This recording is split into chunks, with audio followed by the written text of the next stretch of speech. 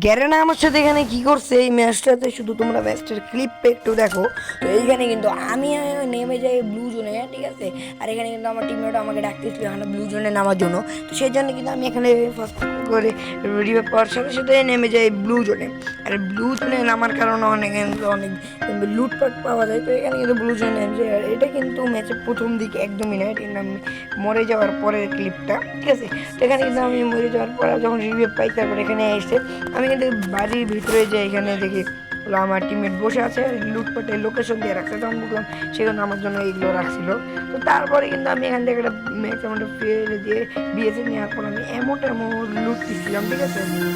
মানে বলতে গেলে এখন কিন্তু আমার কাছে কিচ্ছু নাই, ছিল না, কিচ্ছু ছিল না। তো বর্তমানে আমি লুটপাট করবো স্বাভাবিক, সবাই ট্রাই করবো, ঠিক আছে।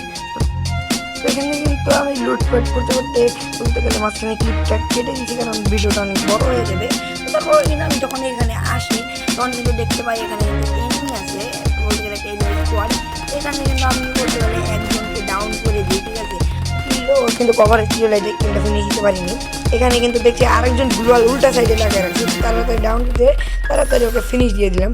আর এখানে আমার টিমমেট গেছে ডাউন হয়ে, আমাকে ডাকতেছিল, এই জন্য কিন্তু আমি ফাইটটা নিতে পারলাম না। যখনই ওকে রিভাইভ দিতে যাবো ও কিন্তু হয়ে গেল ফিনিশ। তো আমাকে কিন্তু রিভাইভ দিতে বলতেছিল। এইখানে আমি যখন রিভাইভ দিতে যাই, কারণ এই জন্য কিন্তু আমাকে চিন লাগছিল না, তারপর কিন্তু আমাকে ওখান থেকে ব্যাকটা ফাইট থেকে ব্যাক আসতে হয়। তারপরে কিন্তু আমার আরেকটা টিমমেট কিন্তু ওকে রিভাইভ দিয়ে দেয়।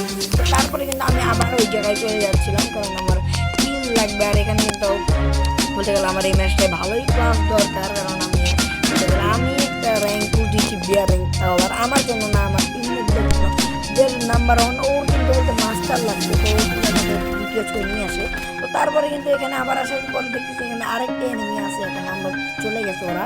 তো তারপরে কিন্তু ওরা কিন্তু বলতে গেলে একটু ঘুরার চেষ্টা করতেছিল। তো এখানে কিন্তু আমি একটু কভার নিয়ে খেলি এবং একটা লাল শট মেরে ধরে, তারপরে কিন্তু উপর দিয়ে আমার আরেকজন মারতেছিল, ঠিক আছে। আরেকজন পাইলাম যে ভাবছিলাম যেখানে শুধু একজনই আছে, কিন্তু দেখি উপরেও আর একজন আছে।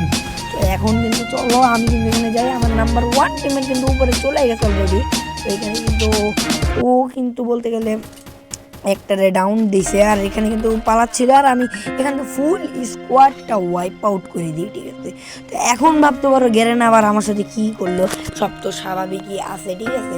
তো এখন থেকেই হলো মেন পয়েন্টটা।